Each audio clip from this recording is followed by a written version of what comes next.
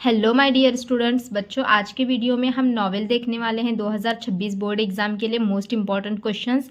और नॉवेल में क्या क्या बताया गया है वो भी मैं थोड़ा आपको बताऊंगी यहाँ पे।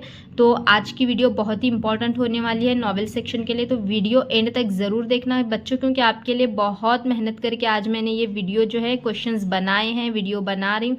तो यहाँ पे वीडियो को एंड तक ज़रूर देखना और इन्हीं क्वेश्चंस को आपके जो बोर्ड एग्जाम के लिए आपको प्रिपरेशन करके जाना है। तो आपकी टेक्स्ट बुक में टोटल 4 नॉवेल हैं। एक हिस्ट्री ऑफ नॉवेल है, दूसरा to sir with love, third novel जो है वो around the world in 80 days, और फोर्थ नॉवेल जो है वो कौन सी है, द साइन ऑफ 4। तो ये 4 नॉवेल आपकी टेक्स्ट बुक के अंदर हैं अभी 12th बोर्ड एग्जाम के लिए। तो इसमें अगर आप नॉवेल का क्वेश्चन अगर देखोगे तो मैं आपको थोड़ा सा पहले बोर्ड के क्वेश्चन पेपर में थोड़ा सा एनालिसिस कराती हूँ, फिर मैं बताती हूँ नॉवेल के क्वेश्चंस आपको कौन कौन से करने हैं। ओके, तो हम एक पेपर लेते हैं बोर्ड का और उसमें थोड़ा सा एनालिसिस करते हैं। देखो बच्चों, यहाँ पे मेरे पास ये बोर्ड का एक पेपर है। तो ये आपको जो सेक्शन 4 में होता है नॉवेल, तो 16 मार्क्स के लिए आपको होता है। इसमें कभी कभी मैच द फॉलोइंग होता है, या कभी कभी ट्रू फॉल्स होता है, या फिर कभी कभी चूज द करेक्ट अल्टरनेटिव्स होता है। तो यहाँ पे चूज द करेक्ट अल्टरनेटिव्स भी है, और कभी कभी ऑड वन आउट भी पूछा जाता है। तो मैं यहाँ पे आपको थोड़ा बताती हूँ आगे का भी।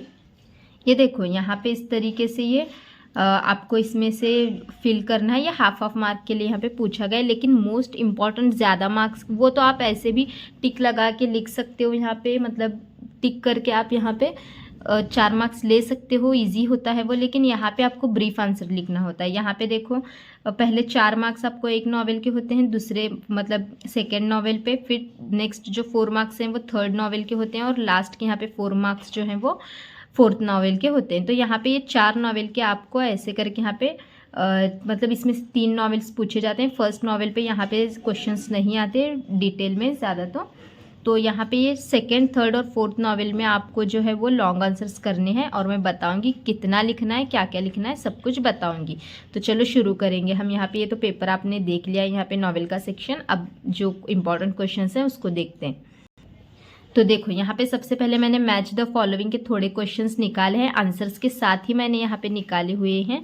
तो यहाँ पे आप देख सकते हो ये कॉलम ए, और यहाँ पे डायरेक्ट मैंने आंसर लिखा है। तो ये याद करो डायरेक्ट, ये मुरासाकी सिकिबू, टेल ऑफ जेनी, फिर ये जॉनथन स्विफ्ट, गुलिवर्स ट्रैवल, ये सब यहाँ पे क्वेश्चंस दिए हुए हैं। यहाँ पे इसके आंसर्स हैं, ये याद करना है।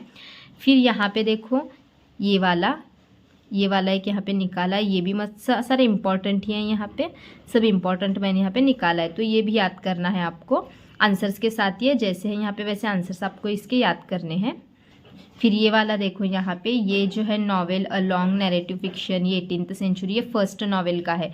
तो ये फर्स्ट नॉवेल में से 2 मार्क्स के लिए यहाँ पे पूछा गया है। मतलब नॉवेल जो है वो यहाँ पे 18th सेंचुरी में आए थे ना नॉवेल्स, तो उसका है यहाँ पे। और फिर अगर हम ये देखेंगे तो देखो यहाँ पे बच्चों मैंने थोड़ा सा ये कॉलम बी लिख दिया था, इसीलिए मैंने यहाँ पे ये मतलब मैच किया है। यहाँ पे ये जो मैच किया हुआ है इस तरीके से यहाँ पे आप सही आंसर देख के करो इसका। फिर ये वाला एक इम्पॉर्टेंट है, देखो ये वाला भी। यहाँ पे देखो कॉलम ए और आंसर है setting the background of the story. यहाँ पे conflict provides interest and curiosity, और इसके 2 हैं आगे, वो भी दिखाती हूँ।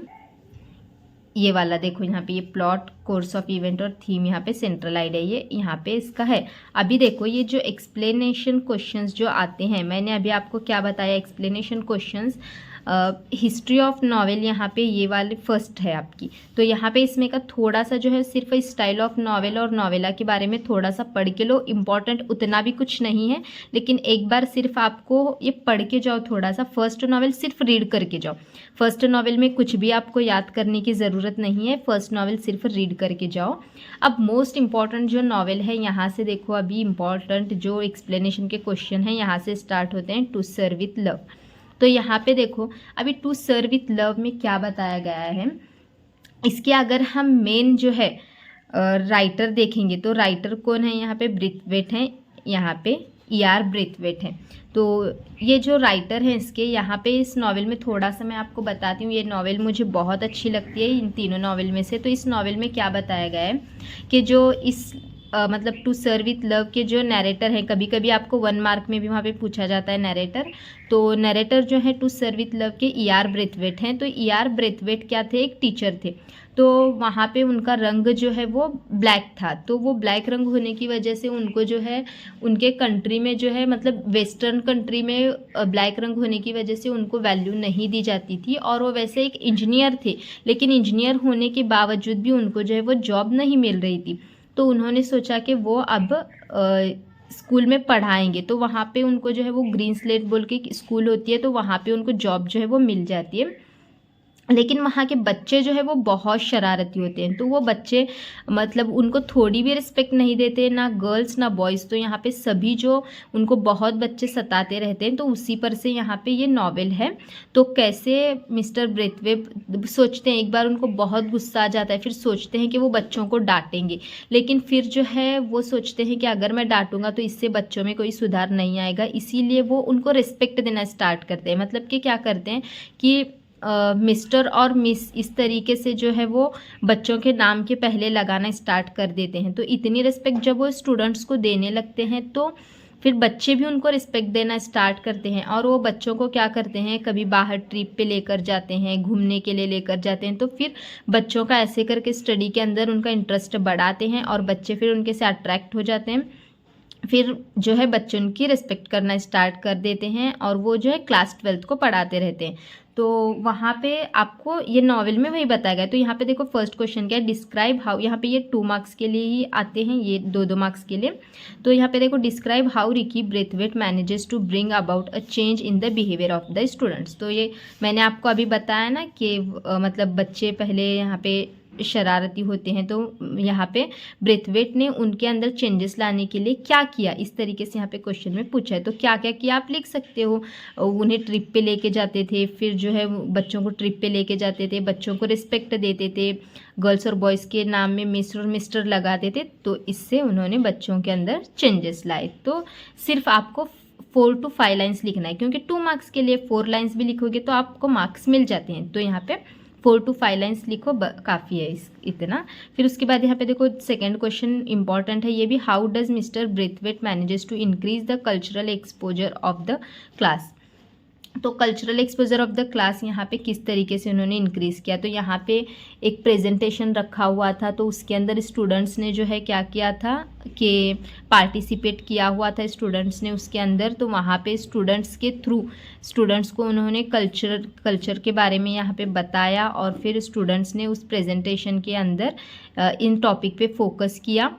तो वहाँ पे इस तरीके से उन्होंने इंक्रीज़ किया है उसको। फिर यहाँ पे give the brief character sketch of the narrator. तो यहाँ पे मैंने आपको बताया है कैसा था उनका जो नरेटर मतलब ही ER, कभी कभी ऐसे भी पूछा जाता है ER ब्रेथवेट।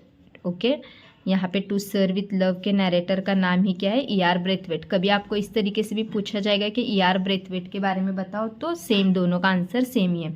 तो यहाँ पे क्या लिखना है आपको इसमें, give the brief character sketch of the narrator के अंदर कि उनका रंग जो है वो ब्लैक था, इसलिए उनको लोग जो है वो वैल्यू नहीं देते थे, पीपल जो है वैल्यू नहीं देते थे। फिर वो बच्चों के साथ कैसा बिहेवियर करते थे, बच्चे उनको सताते थे लेकिन फिर भी वो बच्चों के साथ जो है वो गुड बिहेवियर करते थे। तो यही आपको लिखना है, वो एक काइंड हार्टेड पर्सन थे। तो यहाँ पे इस तरीके से इसमें स्केच 4 to 5 लाइन से लिखना है। फिर उसके बाद यहाँ पे describe how miss Phillips justifies the importance of PT to them. तो यहाँ पे ये देनम जो है, ये देनम जो है उनका एक स्टूडेंट था। तो एक जो प्रेजेंटेशन रखा गया था, तो एक प्रेजेंटेशन था, क्या था वहाँ पे क्लास में प्रेजेंटेशन रखा गया था। फिर जब प्रेजेंटेशन रखते हैं तो एक बच्चा होता है डेनम नाम का, तो वहाँ पे वो बच्चा PT के जो है वो इम्पोर्टेंस, मतलब वो फिज़िकल जो हेल्थ होती है, PT यानी कि फ़िज़िकल हेल्थ में जो आता है सारा कुछ, तो उसके इम्पोर्टेंस के बारे में यहाँ पे ये बच्चा प्रेजेंटेशन देता है। मतलब डेनम ये स्टूडेंट है तो प्रेजेंटेशन देता है। तो यहाँ पे मिस फिलिप्स जो है ये टीचर है, तो कैसे जो है वो एक्सप्लेन, उनको इम्पोर्टेंस उसके एक्सप्लेन करता है, वो आपको यहाँ पे सिर्फ लिखना है। फिर उसके बाद यहाँ पे देखो explain in brief the theme of to sir with love.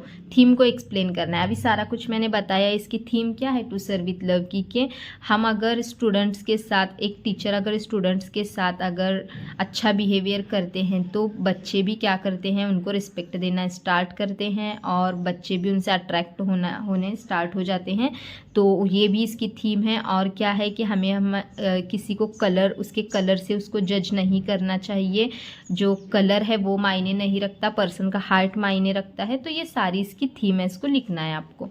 फिर यहाँ पे ये देखो, Farnum's presentation focuses on the theme of, यहाँ पे रेसिम्स एक्सप्लेन। तो यहाँ पे ये सब स्टूडेंट्स ये जो है वो कौन कौन से टॉपिक पे एक्सप्लेनेशन दिया है वो पूछा गया। तो आप सिर्फ एक बार नॉवेल को थोड़ा सा हिंदी में पढ़ के जाओ। हिंदी में अगर आप पढ़ के जाओगे ना तो आपको अच्छे से समझेगा। तो आप मतलब गूगल पर से वगैरह भी आप इसको हिंदी ट्रांसलेशन करके पढ़ सकते हो। तो एक बार सिर्फ नॉवेल को पढ़ के लेना है आपको। वैसे भी मैंने यहाँ पे बोला ही है आपको, फिर भी एक बार पढ़ के जाओ आप नॉवेल को, कि ये इतने इंपॉर्टेंट क्वेश्चंस हैं टू सर्व विथ लव के। ये 6 क्वेश्चंस इसके करो आप। अच्छा चलो हम देखते हैं around the world in 80 days. तो ये नॉवेल भी बहुत इंपॉर्टेंट है और इस पे भी जो है वो 4 मार्क्स के क्वेश्चन आपको आते हैं। तो यहाँ पे देखो, इस नॉवेल की मैं एक शॉर्ट में आपको थोड़ा सा एक्सप्लेनेशन बताती हूँ, क्योंकि पूरा इसमें डिटेल में बताना उतना अब यहाँ पे जो है पॉसिबल तो नहीं है। आप इसको एक बार पढ़ सकते हो, लेकिन मैं थोड़ा सा आपको यहाँ पे बताती हूँ। इसके अंदर जो है वो कैरेक्टर्स के मैं थोड़े पहले से आपको नाम बताती हूँ। तो यहाँ पे अगर हम कैरेक्टर इसके अंदर देखेंगे तो यहाँ पे देखो मैं लिखती हूँ कैरेक्टर। एक जो है यहाँ पे सबसे पहले देखो, यहाँ पे ये फॉग है। ओके, ये फॉग है कैरेक्टर। फिर दूसरा जो है मिस्टर, ये फर्स्ट मिस्टर फॉग है। और उसके बाद यहाँ पे देखो और एक जो कैरेक्टर है वो थोड़ा सा नाम यहाँ पे मुश्किल है। यहाँ पे ये देखो पासपार्टूज नाम है। यहाँ पे ये थोड़ा फ्रेंच के उधर साइड के नाम है, तो थोड़ा सा प्रोनाउंसिएशन के लिए थोड़ा सा मुश्किल है।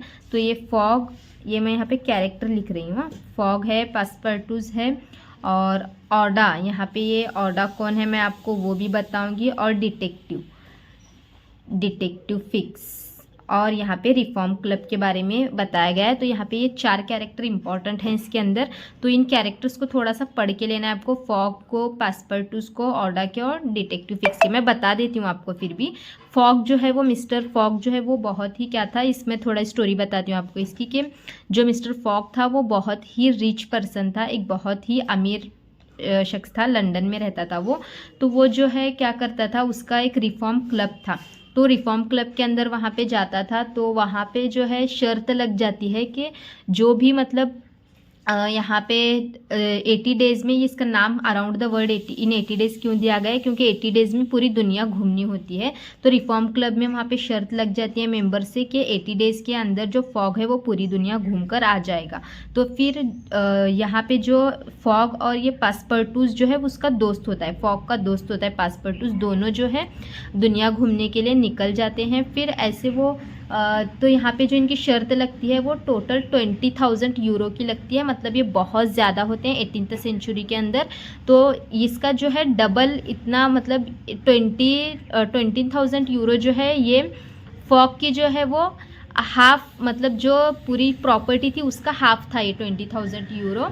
तो इतना, तो ये 20,000 यूरो अगर इनकी शर्त लगती है कि अगर 80 डेज़ के अंदर ये शर्त नहीं जीतेगा तो 20,000 यूरो उन्हें जो मेंबर्स हैं क्लब के, तो उनको देने होंगे। तो फिर क्या होता है कि फॉग और पासपर्टूस दोनों जो है वो घूमने के लिए निकल जाते हैं। फिर यहाँ पे ये पासपर्टूस का फ्रेंड है, फिर जो है वो इजिप्ट में वगैरह जाते हैं। तो इजिप्ट में यहाँ पे डिटेक्टिव फिक्स होता है जो उनका पीछा करता है, क्योंकि डिटेक्टिव फिक्स को क्या लगता होता है कि फॉग ने जो है वो बैंक में डकैती की है। तो डिटेक्टिव फिक्स जो है वो बीच बीच में उनका पीछा करते ही रहता है। तो जो ये फॉग और पासपर्टूस जो है वो दोनों जो है इंडिया में आ जाते हैं, कलकत्ता, बॉम्बे वगैरह इधर। तो फिर यहाँ पे इनको एक ऑडा नाम की एक लड़की मिलती है जिसका पति मरा हुआ होता है। तो वहाँ पे उसको जो है वो, मतलब पहले जो उनके ऊपर जुल्म किया जाता था ना, तो वो सारी विधि वहाँ पे उसकी की जा रही थी। तो फॉग क्या करता है, ऑडा को भगाता है और अपने साथ इसको लेके आता है। तो फिर जब वो वापस लंदन आ जाते हैं तो मतलब ये जो फॉग मिस्टर डिटेक्टिव जो इनका पीछा कर रहा होता है, तो ये डिटेक्टिव फिक्स जो है इनको इनका टाइम वेस्ट कर देता है। तो इनके 80 डेज़ इनको लगता है, अब जो है फॉग को क्या लगता है कि अब ये शर्त हार जाएंगे, और फिर वो ओडा से भी जो है वो माफ़ी मांग लेता है कि मैंने मतलब ओडा से ओडा को बोलता है कि मैं तुम्हें यहाँ पे भगा के लाया हूँ, लेकिन इस तरीके से मैं शर्त हारने वाला हूँ, तो मैं अब गरीब हो जाऊँगा, तुम्हें मेरे साथ गरीबी में ज़िंदगी गुजारनी पड़ेगी। तो ओडा बोलती है कि कोई बात नहीं, मैं आपसे शादी कर लूँगी। तो फिर उसके बाद जो है यहाँ पे फिर जो है पासपर्टूस जो होता है वो बोलता है कि हमारी डेट काउंट करने में जो है मिस्टेक हुई है, अभी हमारे 80 डेज़ नहीं हुए, अभी हमारा एक दिन बाकी है। इस तरीके से फिर वो एक दिन जो है और कंप्लीट कर लेते हैं, पूरी दुनिया घूम के हो जाती है, और इस तरीके से शर्तें जीत लेते हैं। फिर ऑर्डर से फॉग शादी भी कर लेता है। तो ये छोटी सी एक समरी इसकी मैंने आपको बता दी है। तो यहाँ पे देखो इसमें क्वेश्चन, इंपॉर्टेंट क्वेश्चन कुछ हैं वो मैं आपको बताती हूँ, उतने करो आप। तो यहाँ पे देखो, describe how Fix the detective creates problem for mister Fogg arresting him for bank robbery and how mister Fogg tries to solve the problem.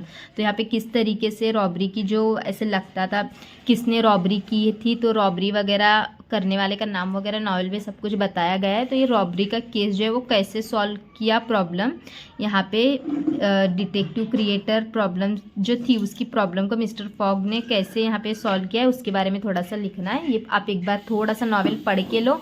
फिर उसके बाद in what way was mister Fogg's final winning to wager connected with Aouda. तो यहाँ पे ऑडा और mister fog के बारे में यहाँ पे पूछा गया। देखो आपको कुछ नहीं आ रहा तो थोड़ा बहुत आप पढ़ के गए होते, उसमें से भी थोड़ा बहुत अगर आप यहाँ पे मिस्टर फॉग क्वेश्चन में दिख रहा है तो फॉग के बारे में थोड़ा सा लिख दो, ऑडा दिख रहा है तो ऑडा के बारे में थोड़ा सा लिख दो, तो भी आपको 2 की जगह 1 तो मार्क्स मिलेंगे, लेकिन खाली मत छोड़ना।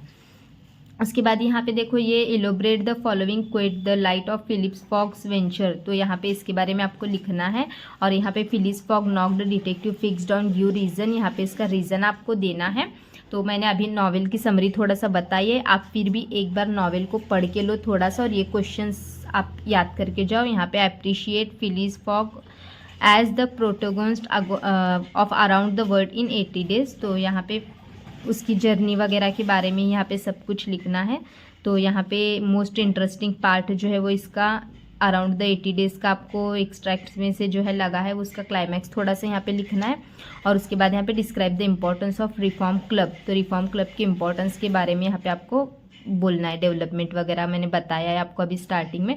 और यहाँ पे देखो, पासपर्टूस विजिट द यहाँ पे Clegeman's house leads to the happy ending of the novel around the world 80 days. तो हैप्पी एंडिंग मैंने आपको बताई है कि वो शर्त जीत जाता है और ऑर्डर से शादी कर लेता है, तो यही आपको इसमें लिखना है। ठीक है, अब लास्ट एक नॉवेल यहाँ पे बची है 4th, the sign of the 4। अब देखो बच्चों, यहाँ पे last novel the sign of 4 है। तो इस पे भी जो है आपको 4 मार्क्स के क्वेश्चन यहाँ पे पूछे जाते हैं। तो इसकी भी मैं थोड़ी सी पहले स्टोरी बता देती हूँ। तो देखो यहाँ पे अगर हम इस नॉवेल की बात करेंगे तो यहाँ पे कैरेक्टर्स के नेम्स देखो थोड़ा सा मैं बताती हूँ। तो इसके अंदर यहाँ पे मैं ऊपर लिख देती हूँ कैरेक्टर। यहाँ पे एक है मैरी मॉस्टन। दूसरा जो इसमें बहुत सारे कैरेक्टर्स हैं लेकिन मेन कैरेक्टर के मैं नाम लिखती हूँ। एक मैरी मॉस्टन है, दूसरा जो है मैरी मॉस्टन के जो फादर हैं उनके फादर का मैं यहाँ पे बताती हूँ। तो उनके फादर हैं जो कैप्टन अर्थन मॉस्टन, यहाँ पे कैप्टन अर्थन मॉस्टन ये एक है। और फिर उसके बाद नेक्स्ट मोस्ट इम्पॉर्टेंट कैरेक्टर इसमें का है शेरलॉक होम्स। और एक यहाँ पे मैं लिख देती हूँ कैरेक्टर मेजर जॉन। यहाँ पे ये एक कैरेक्टर मेजर जॉन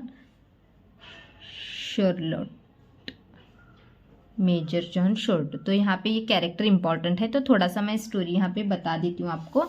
तो देखो इसमें क्या है कि ये जो मैरी मॉस्टन होती है इसके फादर हैं कैप्टन अर्थन मॉस्टो। तो ये इसके फादर जो है यहाँ पे कैप्टन अर्थन मॉस्टो। तो ये जो है वो एक ऑफिसर होते हैं, ब्रिटिश ऑफिसर होते हैं। तो फिर वो क्या बोलते हैं मैरी से, तो क्या होता है यहाँ पे जो मैरी मॉस्टन होती है तो ये बेटी है ना कैप्टन अर्थन मॉस्टो की। तो जब ये ऑफिसर होते हैं तो ये अपनी बेटी से बोलते हैं कि मैं जो है ये इंग्लैंड की होती है, मैरी मॉस्टन और कैप्टन अर्थन मॉस्टो इंग्लैंड के होते हैं, लेकिन वो अपनी बेटी को क्या बोलते हैं कि मैं लंदन में आ रहा हूँ एक होटल में मिलने के लिए, तो तुम वहाँ पे आ जाओ।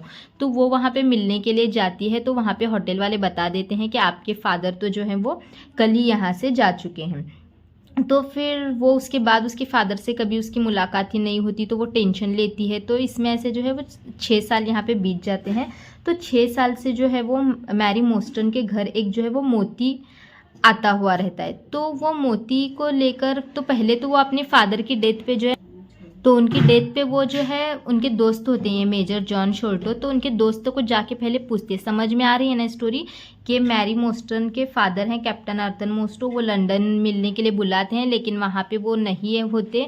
तो मैरी वैसे वापस आ जाती है। फिर मेजर जॉन शोल्टो से जाके पूछती है, मतलब वो उसके फादर के दोस्त हैं, तो जाके पूछती है कि मेरे फादर कहाँ हैं। तो वो बता देते हैं कि उनको भी मालूम नहीं है। तो फिर ऐसे मतलब दिन गुजर जाते हैं, 6 साल हो जाते हैं। फिर यहाँ पे 6 साल तक रोज़ हर साल एक मोती जो है वो मैरी मोस्टन के पास आता हुआ रहता है। तो वो मोती को लेकर परेशान रहती है कि ये मोती मेरे घर क्यों आता है हर साल। तो वो सोचती है कि इसका पता लगाती हूँ मैं। तो इसका पता लगाने के लिए वो जाती है शेरलॉक होम्स के पास। तो शेरलॉक होम्स एक डिटेक्टिव होते हैं जिसको सभी जानते होंगे आप। तो शेरलॉक होम्स जो है वो डिटेक्टिव है, वहाँ जाती है।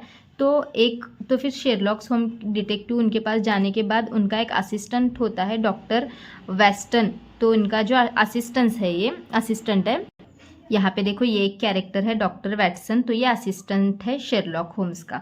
तो फिर यहाँ पे जब शेरलॉक होम्स के पास जाती हैं तो वो बताती है कि ऐसे ऐसे मेरे फादर ऐसे मुझे पता ही नहीं है, तो मैं इनके दोस्त के पास गई थी। तो फिर वहाँ पे जो है शेरलॉक जो होते हैं वो पता लगाते हैं। वो जो है मेजर जॉन के बेटे के पास वहाँ पे चले जाते हैं। मेजर जॉन के 2 बेटे होते हैं, एक टैडियस शॉर्टो और दूसरा जो वो बार्थलम्यूस। तो ये दोनों बेटे होते हैं। तो वो बताता है कि मैं ही ये मोती मैरी मोस्टन को भेजता हूँ हर साल। तो क्योंकि मैरी मोस्टन के पास मोती के साथ साथ एक चिट्ठी भी आई हुई होती है जिसमें 4 इंपॉर्टेंट नाम होते हैं। तो वो 4 इंपॉर्टेंट नाम क्या है मैं आपको यहाँ पे देखो लिख के बताती हूँ, यहाँ पे नीचे लिख के बताती हूँ आपको। तो वो चिट्ठी में जो नाम है वो बहुत ही इंपॉर्टेंट है।